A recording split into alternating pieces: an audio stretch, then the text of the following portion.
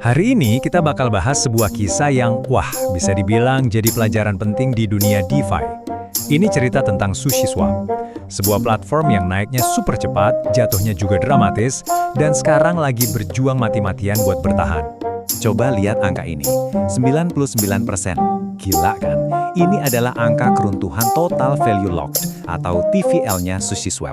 Buat yang mungkin belum familiar, TVL itu ibarat jumlah total uang yang dipercayakan orang ke sebuah protokol DeFi. Jadi kalau turun sampai 99%, itu artinya ya situasinya genting banget. Pertanyaan besarnya sekarang, gimana ceritanya? Kok bisa sebuah platform yang dulu begitu berkuasa, yang valuasinya sampai 8 miliar dolar, sekarang kehilangan hampir semuanya? Nah, ini yang bakal kita bedah bareng-bareng. Oke, kita mulai dari awal dulu ya, biar kebayang separah apa krisis yang mereka hadapi, dan gimana semua ini bisa sampai terjadi. Timeline ini nunjukin semuanya. Dulu di awal 2022, mereka ada di puncak dunia dengan TVL lebih dari 8 miliar dolar. Tapi terus satu persatu masalah datang. April 2023 kena hack, hilang 3,3 juta dolar. Gak lama Desember 2023, CEO-nya, Jared Gray, mundur. Dan hasilnya, sekarang TVL-nya stuck cuma secuil dari masa keemasannya dulu. Sekarang, coba kita mundur sedikit. Buat ngerti kenapa mereka bisa jatuh, kita justru harus lihat gimana cara mereka naik daun dengan sangat cepat. Dan itu semua berkat strategi yang terkenal banget, serangan vampir. Inilah yang bikin nama SushiSwap meledak pas DeFi Summer tahun 2020. Mereka nggak main aman, mereka melancarkan apa yang disebut serangan vampir, yang secara harfiah menyedot likuiditas atau bisa dibilang darahnya dunia DeFi langsung dari kompetitor terbesarnya, Uniswap. Ini langkah yang nekat banget dan berhasil, tapi cuma untuk sementara. Senjata mereka buat melakukan ini, namanya Liquidity Mining Rewards. Idenya simpel banget, kamu taruh likuiditas di platform kami, nanti kami bayar pakai token Sushi. Jelas, ini cara yang efektif banget buat narik modal gede dalam waktu singkat. Nah, disinilah letak masalahnya. Model ini punya kelemahan fatal.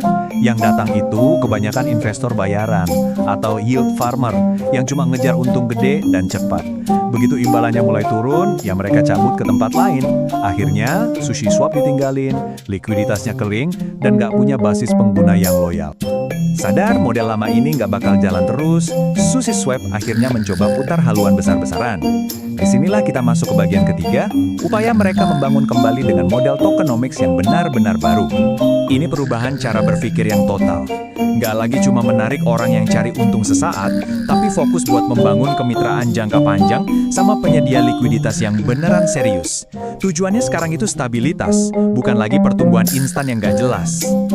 Terus gimana cara mereka melakukannya? Pertama, mereka kasih imbalan lebih buat yang mau komitmen jangka panjang. Kedua, imbalannya dibikin dinamis, jadi bisa menyesuaikan sama kondisi pasar.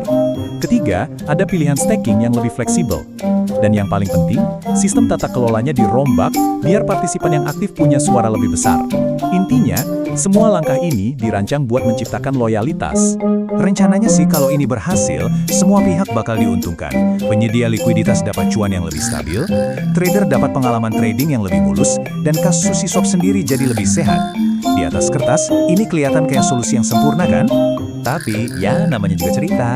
Tepat pas SushiSwap lagi sibuk-sibuknya benerin pondasi mereka, malah muncul masalah-masalah baru. Dan masalahnya ini nggak kalah serius, bahkan bisa merusak semua kemajuan yang udah dibuat.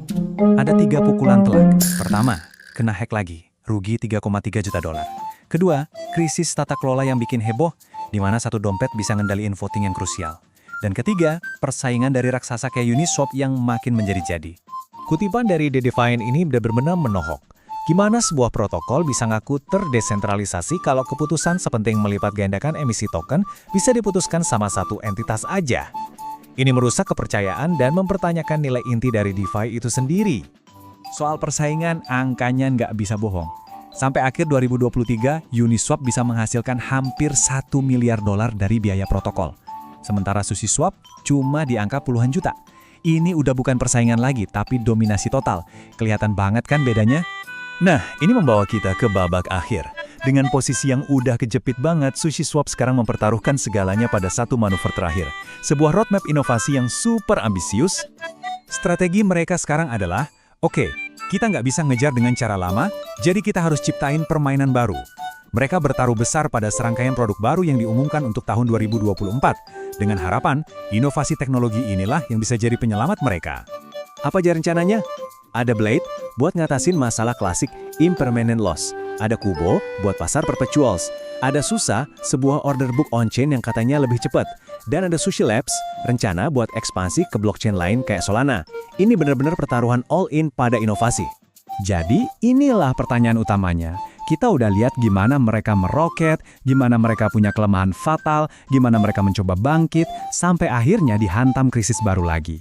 Sekarang, dengan masa depan yang dipertaruhkan pada teknologi baru ini, pertanyaannya adalah, apa ini bakal cukup? Atau jangan-jangan kita lagi nonton babak terakhir dari perjalanan sang raksasa yang tumbang ini?